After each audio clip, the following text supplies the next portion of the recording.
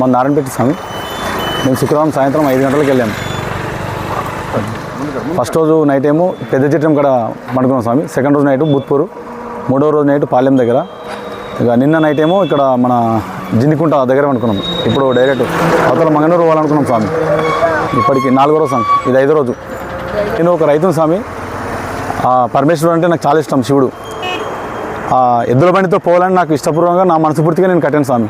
ఎవరు నాకు చెప్పలేదు కట్టమని, నా ఇష్టపూర్వకం నేను కట్టాను దాన్ని. ఎద్దులతో సహా నేను కూడా నడుచుకుంటూ వెళ్తున్నాను స్వామి. నాకు ఈ ఫస్ట్ టైం కాబట్టి చాలా నాకు సంతోషం అనిపిస్తుంది స్వామి. ప్రతి ఒక్కరు నన్ను ఎంకరేజ్ చేస్తున్నాం, కానీ ప్రతి దాంట్లో కానీ నన్ను ఇటువంటి ఫీలింగ్ నాకు ఎప్పుడు రాలే నా జీవితంలో, నేను ఇప్పటి వరకు. శివనే ఆ పరమేశ్వరుని దయ వల్ల క్షేమంగా ఆనుంటి నారాయణపేట నుండి ఇక్కడ వరకు క్షేమంగా వచ్చాను శివ. ఇంకా 2 days అయితే నేను దర్శనానికి వెళ్ళిపోతా శివ. పరమేశ్వరుని దయ మా మీద ఉంది. ఎలాంటి చిన్న పొరపాటు కూడా జరగలే మాకు.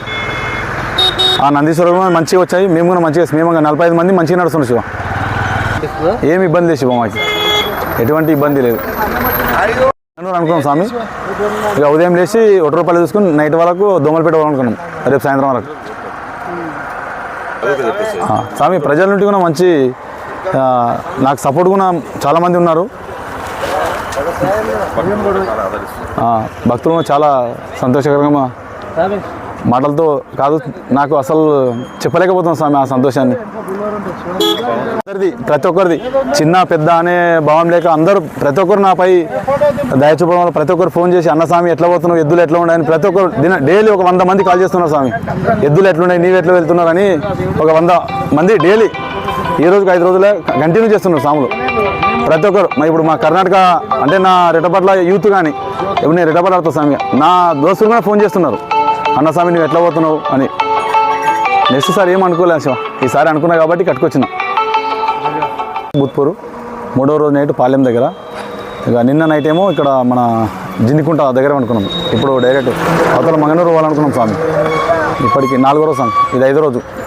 నేను ఒక రైతును స్వామి. పరమేశ్వరుడు అంటే నాకు చాలా ఇష్టం, శివుడు. ఎద్దుల బండితో పోవాలని నాకు ఇష్టపూర్వకంగా నా మనస్ఫూర్తిగా నేను కట్టాను స్వామి. ఎవరు నాకు చెప్పలేదు కట్టమని, నా ఇష్టపూర్వకం నేను కట్టాను దాన్ని. ఎద్దులతో సహా నేను కూడా నడుచుకుంటూ వెళ్తున్నాను స్వామి. నాకు ఈ ఫస్ట్ టైం కాబట్టి చాలా నాకు సంతోషం అనిపిస్తుంది స్వామి. ప్రతి ఒక్కరు నన్ను ఎంకరేజ్ చేస్తున్నాం, కానీ ప్రతి దాంట్లో కానీ నన్ను ఇటువంటి ఫీలింగ్ నాకు ఎప్పుడు రాలే నా జీవితంలో, ఇప్పటి వరకు.